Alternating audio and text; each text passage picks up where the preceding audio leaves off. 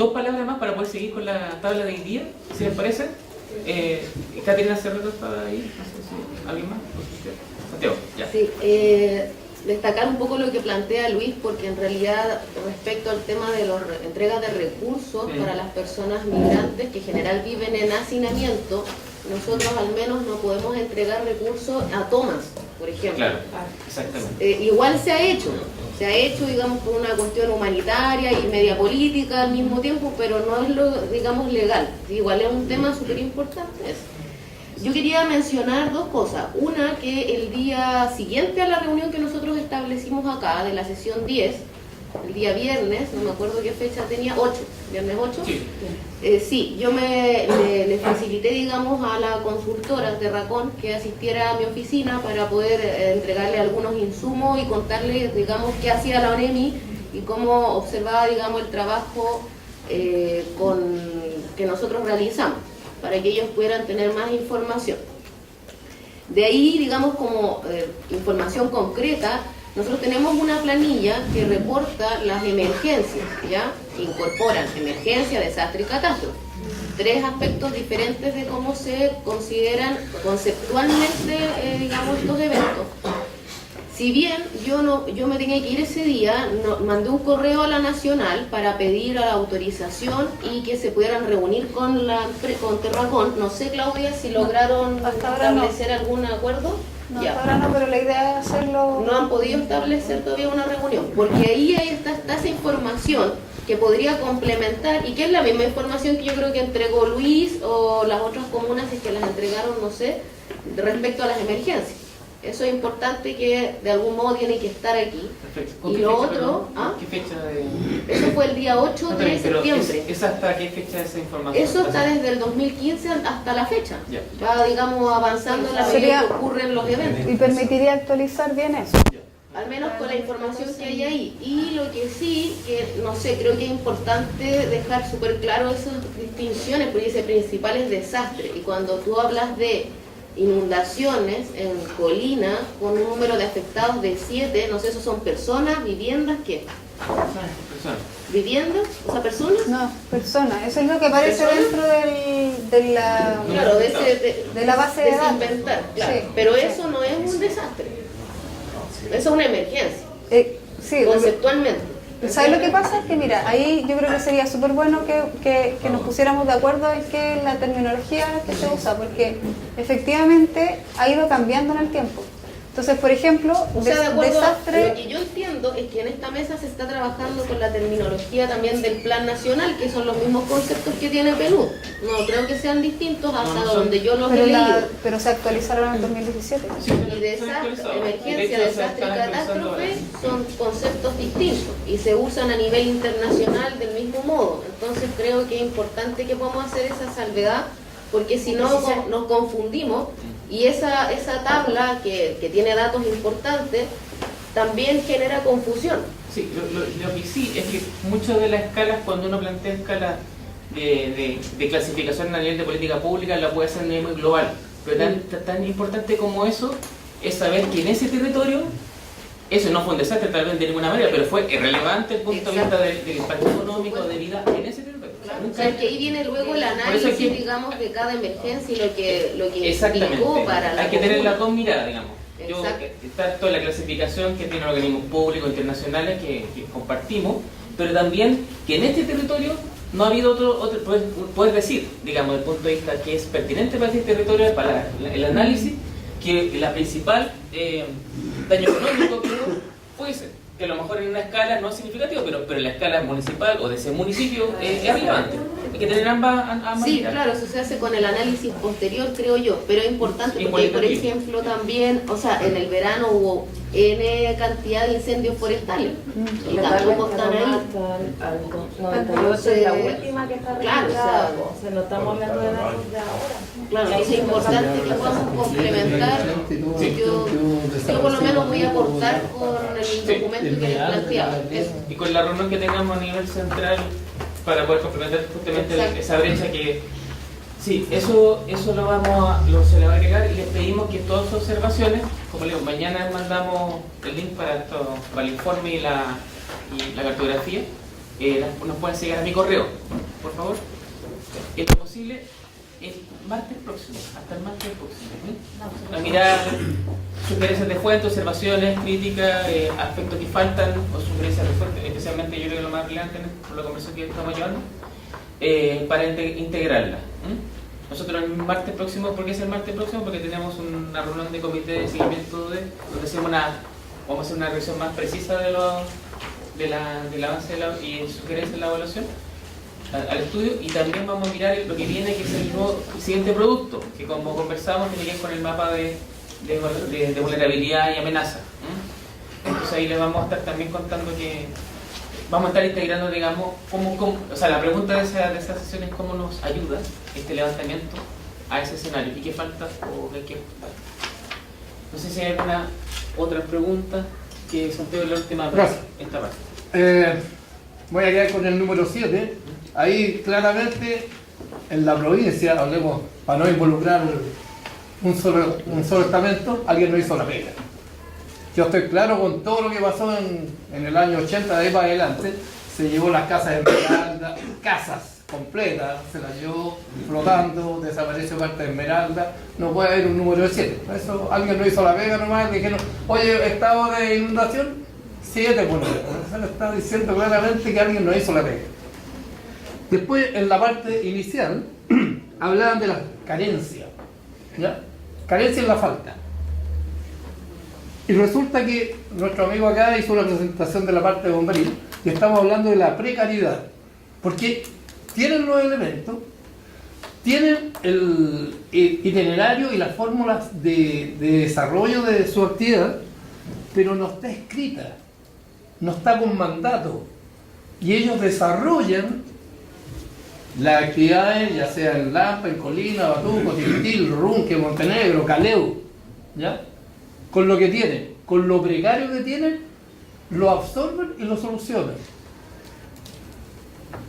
La carencia no está hoy día, está la precariedad de los elementos que mantienen. Eso es lo que tienen que cambiar, eso es lo que tienen que mejorar, eso es lo que tienen que incentivar como gobierno regional, como gobernación de Colina, como municipalidad de Colina y con todos los demás estamentos que están ligados a este desarrollo de catástrofe, que está participando Angloamérica con todas las actividades, ¿ya? Entonces todo ese conjunto de actividades hay que meterlo en el estado de precariedad, y para sacar de precariedad tienen que escribirlo y desarrollarlo para que todo el mundo sepa qué es lo que tiene que hacer. Después, en el último punto, aparece la resiliencia. La resiliencia es el mimetismo. Ya dice, Lampa tiene resiliencia a través del sistema económico y funciona, vive y sobrevive con lo poco de nada que tiene. Tiene la resiliencia en las vías de acceso, la entrada de Lampa, una pista, la otra la tenemos por Quilicura, 2, y un atravesamiento enorme. Por lo tanto, esa resiliencia no es tan solo para Lampa. Está Tiltil, Runque, Batuco, Montenegro, Caleu, y esa resiliencia va de nuevo de la mano con todo lo que son las industrias que están tratando de manejar que no sea un impacto negativo para la provincia. Dice 2012, 2014, y resulta que todos estos proyectos nuevos estuvieron en manos de todos los que nos dirigen en la provincia, y básicamente Tiltil hoy día está soportando este tema de resiliencia y va a tener que saber convivir de la mejor forma con las empresas fuertes que se están instalando. Y después aparece, no sé, están informados del gran proyecto Energía Santiago, donde desaparece un campo enorme en la ruta 5, enorme, espectacular el campo, y está sembrado de energía solar, ¿ya? Energía Santiago, el proyecto Santiago se llama. Es inmenso, y va a desaparecer, o sea, perdón, desapareció una gran extensión agrícola. Y ya no hay vuelta atrás. Entonces, hoy día cuando alguien diga, porque estamos en otros temas, con nuestros colegas acá, viendo de cómo vamos a producir nuestra beterraga, nuestra papa, nuestra lechuga, con la poca agua que tengamos o con las nuevas técnicas para obtener la humedad necesaria para un producto. No vamos a tener terreno. Entonces, tampoco a nivel regional hay una protección del terreno agrícola donde se induzca al propietario a no meterse solamente en lucas de condominio, sino que meterse también en la protección del área agrícola, de qué vamos a comer mañana. ¿Ya? Nuestro querido Fondo Rosario desaparece una tremenda estructura agrícola y desaparece. Y va a ser ABC1 o ABC no sé cuánto. Bueno, Eso serían sí, esos dos puntos. claro. La precariedad y la resiliencia. ¿Dónde estamos? Solamente para cerrar y avanzar, porque aquí, ¿cuál es la provocación acá? La provocación es que con la información que se está entregando, nos confirma ciertas problemáticas que identificamos en el territorio, aparezcan otras que es posible en lo inmediato o en un futuro cercano aparezcan como relevantes y vayan constituyendo un conjunto de inquietudes y de problemáticas que amplíen nuestra mirada como mesa. Ya teníamos un diagnóstico que lo hicimos otra vez participativamente. Tenemos otros elementos para identificar y argumentos para identificar otro espacio de amenaza. Cuando nosotros levantemos iniciativas vamos a tener una cartografía que nos puede respaldar también este análisis. Lo que queremos invitarlo es a mirar, dar vuelta un poco la carta de la problemática y buscar las soluciones. Entonces, ¿y cómo lo hemos planteado en la mesa? Como un plan de acción. Hay cuestiones que tienen que ver con fortalecimiento de conocimientos, de capacidades de los actores. ¿Conocen las bases de la gestión de riesgo de los actores provinciales? ¿Las conocen o no? Un lenguaje básico de estos temas, un enfoque de trabajo en esto. No está difundido en Chile, de hecho es uno de los desafíos como política pública. Entonces, lo invitamos en esta segunda parte de la sesión a que trabajemos una metodología que nos va a permitir pasar de estos diagnósticos a las soluciones o propuestas de acción. Es un poco lo que queremos invitar. Pero de todas maneras, Sí. Lo que planteé se había tomado anteriormente Sí. en las mesas anteriores. Exacto. O sea, digamos que no aparezca ahí es lo que me llama la atención. Sí. Pero sí se tocaron en las mesas iniciales. Y incluso hay más información acá que de amenaza y de análisis que se están Oye, que lo puede encontrar en el informe. No quiero Sí. la provincia principal del desastre ocurrido en la provincia de Chacabuco. Ya, si nos vamos a poner que el caso mío, habría que hacer un análisis cuánta cantidad de hectáreas ya no se cultivan por falta de agua. Ese es el principal desastre. Eso está asociado a mano de obra. ¿Ah? Y por eso están el señor que tiene la ruta 5 paneles solares, no riega, esa nunca no tiene agua para regar. ¿No? Entonces, el principal desastre es que agrícolamente estamos quedando así cero. ¿Ah? Sí. Ese es el principal. Y no es lo que sale ahí, que sale que el año 71, 76. No es. O sea, yo desecho ese grafiquito, digamos. Ellos no lo hicieron, ese gráfico lo copiaron de algún lado, digamos. Y también uno podría poner una discusión que tuvimos en el comité de seguimiento, que ahora hay otras razones. Está el cambio climático, otros factores que han Sí, agudizado. lo habíamos dicho, pero por falta de agua están poniendo paneles solares. Exacto. Ay, no, pues pensé que le Luis, perdón. Luis, pero y por favor, yo solo- y es arriendo, no es venta.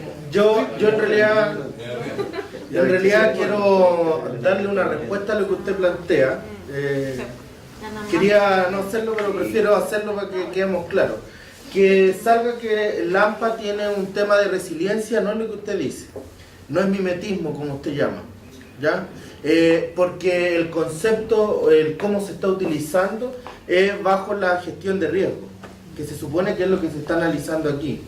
¿Ya? Y por lo tanto, que el municipio tenga una comisión de gestión de riesgo y resiliencia tiene relación en cómo gestionamos nuestros riesgos y si esos riesgos nos afectan, cómo vamos a lograr que sea más resiliente el territorio. ¿En qué sentido? En que si se desbordó un canal, cómo vamos a recuperar el daño que ocasionó y cómo vamos a hacer para que ese canal no se vuelva a desbordar. A eso un poquito apuntamos cuando decimos resiliencia, gestión de riesgo. No estamos hablando de otra cosa. Es evidente que tenemos problemas de conectividad y tenemos un sinnúmero de otros problemas, pero aquí en este caso se está hablando puntualmente de la gestión de riesgo, entonces no es mimetismo. Y lo otro es que me queda la sensación, digamos, de que finalmente, de repente, es cierto que hay un sinfín de factores que afectan al territorio, ¿ya? Pero hay algunos que son en el tiempo, duran, digamos, mucho tiempo, pero hay otros que nos afectan absolutamente todos los días y son más invisibles, ¿ya? Entonces, finalmente, de repente siento que la mesa se abre a temas así como que lamentablemente desde la perspectiva de gestión de riesgo no se van a poder solucionar, porque tienen que ver con áreas que, digamos, muchos más actores y que no involucran necesariamente lo que la mesa está tratando de sacar adelante.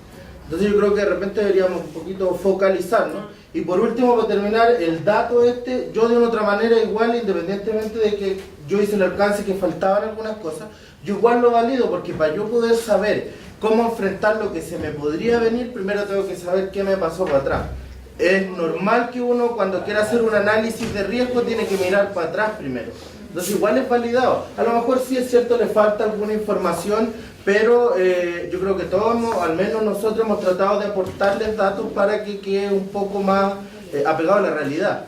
Pero es necesario hacerlo. Entonces igual yo considero de que decir que no es válido es como decir que el mirar lo que nos pasó para atrás no es válido para ver cómo enfrentamos el futuro.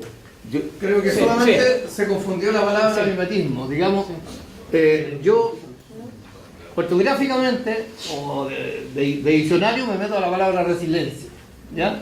Entonces, ¿qué significa? Es que podemos hacer lo que pasa es que tenemos una línea y tenemos, pero solamente pero podemos hacer una la palabra deliberación al final. te la saco del concepto, ¿ya? La palabra mimetismo te la saco del concepto porque es lo que oculta, ¿me entendí? Nada más. Sí, la parte, de hecho te enaltecí que la parte de usted está súper bien, porque con lo que tienen están funcionando más allá de lo normal. Vamos a los conceptos son claves. Efectivamente hay temas que nos superan, que les proponemos, pero sí hay que actuar. Hay causas que están fuera del territorio de muchas de las cosas que pasan, ¿o no? Las leyes de partida están fuera del territorio, pero son causas, ¿o no? Entonces hay que identificarla, hay que ponerla en un mapa. Esta causa es súper importante, una legislación sobre el tema energético, pero sobre esa causa tal vez no podemos operar, pero sí otras causas que están asociadas a las manifestaciones de los problemas. Lo que puede hacer la responsabilidad municipal, lo que pueden hacer los actores privados del territorio, lo que puede hacer la comunidad. Entonces, para que acerquemos este diagnóstico a lo que efectivamente podemos proponer y hacer desde esta mesa, les proponemos una metodología que nos va a permitir acercarnos a que construyamos colectivamente un diagnóstico y una identificación de las causas y de los problemas, y luego cómo podemos enfrentarlos uno sobre el otro, de tal manera que identificar aquellas iniciativas que nos puedan, desde nosotros, desde nuestra capacidad, nuestras redes, etcétera, poder hacer algo en el marco de la mesa. Entonces, ¿qué metodología les proponemos? Y esto lo hemos utilizado en más de 90 municipios, especialmente con equipos de SECPLAN y encargados de emergencia en los municipios, identificando desde la perspectiva de la gestión de riesgo, básicamente desde el rol municipal, en el caso, cuáles son las causas que en el territorio generan debilidades en la gestión de riesgo y cómo podemos solucionarlas. La metodología es bastante conocida, se llama marco lógico, se utiliza en muchas instituciones públicas e internacionales y sector privado actualmente, que tiene una ventaja, que es lógica. O sea, que dice que podemos llegar a distintos actores, distintos territorios, distintos origen, pueden entender, hay un sentido común básico. Causa-efecto. ¿Qué cosa más básica que la causa y el efecto? Todos podemos llegar a concordar sobre un problema, una dificultad, qué puede ser causa y qué puede ser efecto. Y segundo, nos permite comunicarnos y producir algún conjunto a partir de la experiencia que cada uno tenga. Para mí eso es más relevante, para eso es menos relevante. En realidad ordenemos estas causas y estos efectos, identifiquemos cuál de esas causa y efecto finalmente determinan un problema principal. El problema principal es lo que efectivamente nosotros vamos a ir a atacar. Y es principal no solamente porque es más grave, sino porque efectivamente que podemos hacer algo. También en el sentido es práctico. Entonces, es un método de planificación por objetivos que ayuda a identificar y diseñar las acciones que debemos desarrollar en el territorio. ¿Qué nos permite hacer esta metodología? Análisis de participación. Lo que estamos hablando en parte, ¿y de quién es responsable de esto? Identificar responsables, instituciones, personas, etcétera, de una problemática. Entonces, tomando un ejemplo, vamos a ver los ejemplos. Segundo, ¿quién es el responsable? ¿Cuál es el problema? ¿Cuál es el problema principal? Hay muchas iniciativas se han visto los proyectos de seguridad ciudadana de repente, que al lado de mi casa hay una plaza, y la plaza de repente hay pelea, consumo de droga. ¿Y cuál es la solución que dice la gente? Finalmente, que pide iluminación, ¿cierto? ¿Qué pasa? Se pone la iluminación, se hace un gasto municipal, por ejemplo, quiebra la iluminación. ¿Qué pasa a la semana siguiente? Vuelve el foco de problema. Entonces, ¿la causa es que hay falta de iluminación? No. Hay otras causas distintas que pueden afectar el problema, y a lo mejor si actuamos sobre esas causas y no sobre la iluminación, podremos tener un efecto mejor positivo o a más largo plazo. Por ejemplo, lugares de recreación de los jóvenes, más utilización del espacio, etc. Entonces, ampliar las posibilidades alternativas de acción. Entonces, analiza el objetivo, el problema. ¿Cuál es el problema principal? Pero también cuál es el objetivo. Entonces, ¿qué voy a hacer frente al problema? Y también las alternativas de acción. Hay acciones que las puedo hacer yo desde esta mesa. Otras acciones que a lo mejor va a ser simplemente una declaración nuestra, que se la vamos a entregar a los 3 alcaldes, y esa va a ser nuestra contribución. Ya es responsabilidad de otro que tome eso. Pero en otro caso, vamos a ser nosotros mismos que produzcamos esa respuesta. Como lo hicimos con el plan. Nosotros producimos una propuesta de plan. Y esa fue nuestra... Porque nosotros tenemos la capacidad y el trabajo de hacer una propuesta de plan y lo hicimos. Otro tendrá la responsabilidad de aprobarla, validarla, etc. Pero ya sabemos que es un paso para la solución de un problema que hemos identificado. Entonces, si una vez, esta metodología nos va a permitir, a partir de un problema, en una casa no hay comida, identificar acciones posibles de solución de eso, cómo yo arreglo ese problema que no haya comida, identifico participantes, bueno, a quién es responsable de esto, quién tiene que preparar la comida, quién tiene que buscar los recursos para comprar las verduras, la fruta, y también qué costos tiene eso asociado. Si yo sigo una alternativa de producir yo mi comida, bueno, es súper buena, tal vez más barata, pero es más larga porque tengo que esperar que las cosas se cultiven, o la manera más rápida, por decir la cosa, es que yo comprarle al supermercado, pero eso tiene un costo mayor, etc. Entonces, nos permite sopesar desde el punto de vista económico, desde el punto de vista de las capacidades nuestras, por ejemplo, qué alternativas son las más adecuadas en función del problema que hemos identificado. Entonces, solamente esto lo vamos a ver en detalle como trabajo grupal. Lo que les va, aquí tenemos uno de los, siguiendo algunos de los ejemplos que se leen en este trabajo que hicimos con municipio hace 2 años seguidos, identificando, y el resultado de este trabajo era una cartera de iniciativas municipales en la gestión de riesgo de desastre. Siguiendo un esquema como se menciona, un árbol de problemas, lo que se intenta identificar es un problema que si yo al identificarlo me permite ordenar las causas.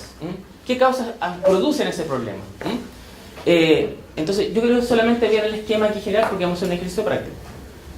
Los efectos de un problema, las consecuencias, y por otra parte nos permite ordenar e identificar las causas. ¿Por qué? Por ejemplo, no me imagino que van a leer ahí, pero alto nivel de vulnerabilidad de la población y los bienes de la comuna ante sismos de mayor intensidad. Esto es un ejemplo de uno de los municipios. O sea, frente a un sismo mayor, tenemos vulnerabilidad de la población y de la infraestructura, por ejemplo, pública. ¿Por qué se produce eso? Porque hay un uso inadecuado del suelo, porque comportamiento errático de la población ante sismo, no sabe qué hacer, no tiene información, toma decisiones inadecuadas, Y también hay insuficiente conocimiento institucional del peligro sísmico. O sea, no hay, ni siquiera en las instituciones públicas, por ejemplo, en ese caso, hay suficiente conocimiento. ¿Por qué los colores distintos?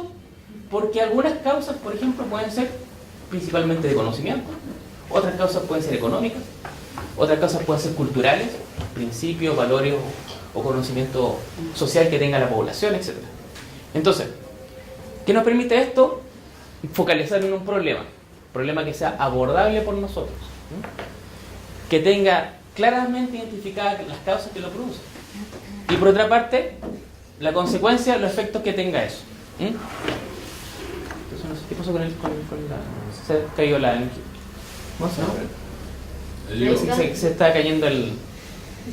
Se recuperó. Bueno, este es un ejercicio que tiene dos partes, porque en el fondo ya tenemos el problema, tenemos identificadas causas, el problema y los efectos. Los efectos que no lo habíamos dicho, pero este problema que genera: deficiente habitabilidad en centros y periferia urbana, uso inadecuado del suelo en zonas humedales, esteros y quebradas. O sea, esos dos efectos que se producen por este problema de vulnerabilidad de la población y de los bienes de la comuna en situaciones de sismos mayores. Si yo doy vuelta a esto, y esto es lo interesante de este ejercicio, yo puedo decir que este problema yo lo puedo convertir en algo positivo. Si tenemos alto nivel de vulnerabilidad, si nosotros intervenimos, hacemos proyectos e iniciativas, podríamos en un futuro tener mayor resiliencia, que era el concepto que estábamos discutiendo, o la capacidad para enfrentar los sismos de mayores, y que esto no genere un efecto en la población ni en la infraestructura pública. Entonces, y si lo ponemos positivo, si ponemos positivo las causas, es decir, si la causa es un problema de desinformación y decimos hagamos capacitación y entregamos información, ese es un medio para superar el problema. Y si el problema genera, por ejemplo, pérdida de vidas, finalmente, si lo ponemos en positivo, vidas salvadas, tenemos un nuevo fin. Es decir, el fin de solucionar este problema es que finalmente tengamos personas seguras, infraestructura que no se destruye, etc.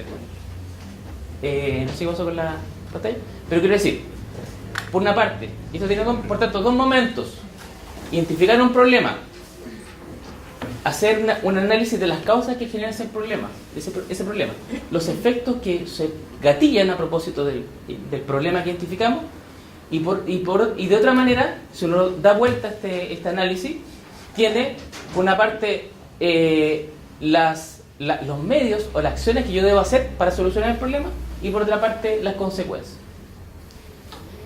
Entonces, lo que vamos a hacer en términos más concretos es poder hacer un trabajo en grupo, la que está abajo, con lo siguiente: vamos a formar 4 grupos y le vamos a entregar la información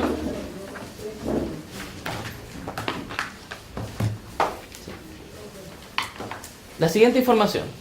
Ustedes vieron un árbol de problema ahí, se ha identificado el problema, las causas y las soluciones. Vamos a pedirle que un grupo pueda identificar, hay 2 grupos van a trabajar sobre un mismo escenario: un sismo, típica amenaza que afecta al territorio, y otros 2 grupos van a trabajar sobre otro caso, que es un tsunami, que ustedes saben que son eventos que están asociados, que se están relacionados, pero pueden tener efectos totalmente distintos. ¿Sí? Y una inundación, un incendio. Pero déjenlo hablar. tiene que ser grande. Veamos a dónde va. a ver, ¿A dónde va? ¿qué es lo que queremos instalar con el ejercicio? Aquí siempre hay un objetivo de aprendizaje. El objetivo de aprendizaje es que tengamos información, analicemos la información y concluyamos efectivamente una identificación, en este caso, de problemas y soluciones. Entonces, yo no sé además que yo no sé, digamos, cuáles son las amenazas que pueden venir en el territorio. Uno debería estar disponible a distintos tipos de amenazas, no solamente las conocidas, pero sabemos que los tsunamis no sé. Entonces, asumimos ejemplos como más reales, por ejemplo, un sismo, sí. El otro puede ser desde un tsunami, un colapso de un tanque. Sí, O sea, de los como para tontos. poder trabajar así Claro. como- Está bien. Sí, no digo... no- Hay sí. dos. Sin apuntar a nadie. El otro no. Era mejor el tsunami. Por eso, pues, lo que pasa es que tiene un efecto. Sí, quiero decir, a ver, ¿cuál es la lógica? Es que podemos establecer cuáles son las causas y cuáles son los efectos. Sí. Igual es importante que todos sepamos cómo reaccionar frente a un tsunami. Yo no sé si todos aquí lo saben. Nosotros vivimos en Santiago, pero viajamos también. Y tenemos hijos y tenemos familia joven a quien educar respecto a eso. Así que no creo que sea una mala opción. Tal vez no en esta hoy día, pero en otra instancia no creo que sea malo negarse a trabajar sobre una variable que hoy día aquí no nos afecta. Pero sí debemos saber cómo enfrentarla. Como ellos son los que norman, No, ponen, o sea, somos... se hace así, ya no es variado. Ok, tomemos el ejemplo de un tsunami que podemos aprender y lo llevamos después a un colapso de Es una inundación al final. No, sí, es una sugerencia no para ahora, sino para que lo tengan en En ese sentido yo encuentro que es más realista hacer una inundación, porque si es que falla un tranque efectivamente vamos a tener una inundación de agua, de relave, lo que sea, pero inundación. A ver. El relave puede ser... Qué importante que nosotros tengamos una forma, una metodología, que la podamos aplicar en distintos tipos de amenazas y desastres. Nosotros tenemos una información básica. Tenemos, esto es un ejercicio. La idea es que podamos ver un caso con información básica, compartir primero el caso. Entonces, es que no tenemos el respaldo visual para demostrar la mina. ¿Sí lo está entendiendo? No había opción. No, si hay opción, lo que pasa es que está asociado a un trabajo, a ver si para mostrárselo, está asociado a un trabajo que está armado, entonces como una especie de rompecabezas. Entonces si me cambian, nosotros mismos nos podemos confundir. Es un ejercicio.